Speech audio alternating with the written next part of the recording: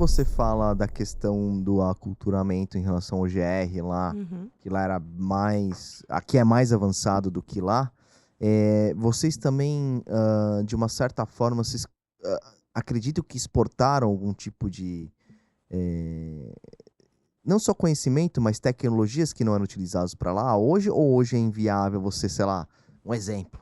Cara, pode ser inviável, mas é um exemplo que eu não manjo muito de GR, não é muito a minha Uhum. praia, mas ah, tem isca aqui. Eles nunca ouviram falar de isca lá. Hoje é possível se implantar isca lá. Existem empresas que estão investindo para ter pronta resposta ou firmar bases lá através de. Por conta dessa migração da inteligência brasileira para o México? Sim, inclusive uma das empresas também parceiras que nos motivou a estar lá e nos pediu ajuda foi a Michelin Flotas Conectadas, que são é a Sascar aqui no Brasil, né? Uhum, uhum. E eles começaram um projeto lá e precisavam de ajuda justamente com a questão da pronta resposta, porque como a gente é uma empresa de segurança lá, nós podemos ter uma base de reação própria, que é a nossa pronta respostas.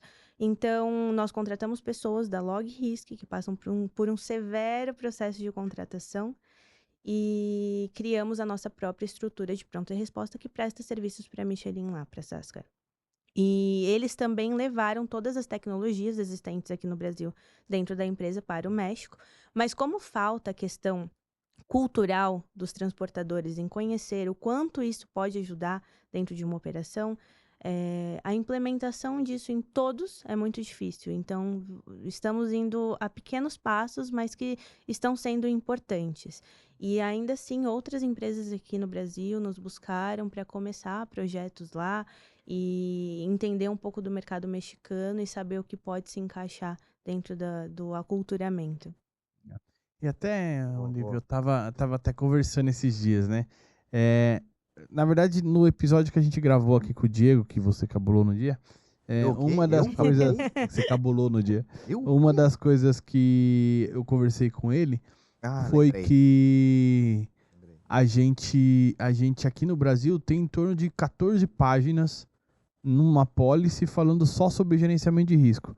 Lá no Chile era meia página falando sobre gerenciamento de risco. Basicamente tem que estar monitorado, sabe? Assim, Aham. é Ah, bem porque simples esse é um país mais tranquilo, quando, né? quando tem. No México, você já vê algum movimento disso nas apólices ou não?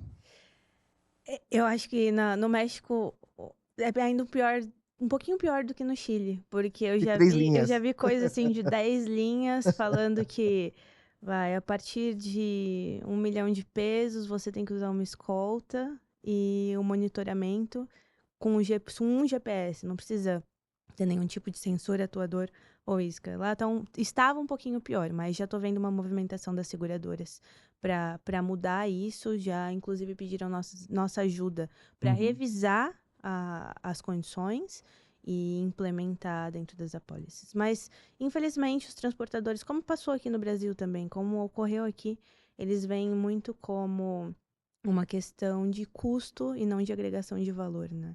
De cuidado. Uma dúvida que eu tenho é se as seguradoras de lá, locais, procuram vocês ou ainda tem muito a matriz brasileira, ou matriz internacional, mas já está fixada no Brasil há muito tempo e tem uma subsidiária no México? Elas nos procuram. Ah, Elas nos procuram. Recentemente, principalmente.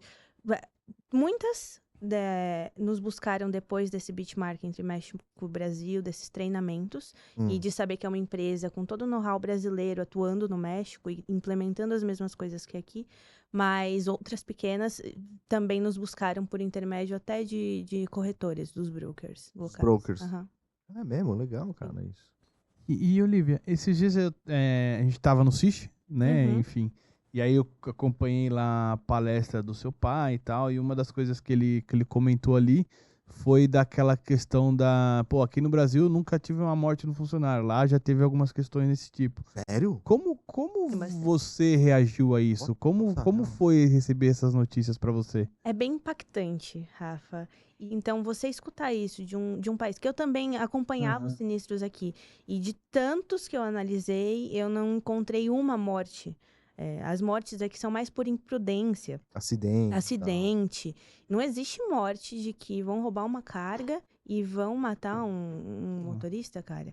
E aí lá... Sei lá, um agente de escolta, talvez, num confronto, Talvez, mas... mas há um talvez muito grande. Lá não, acontece.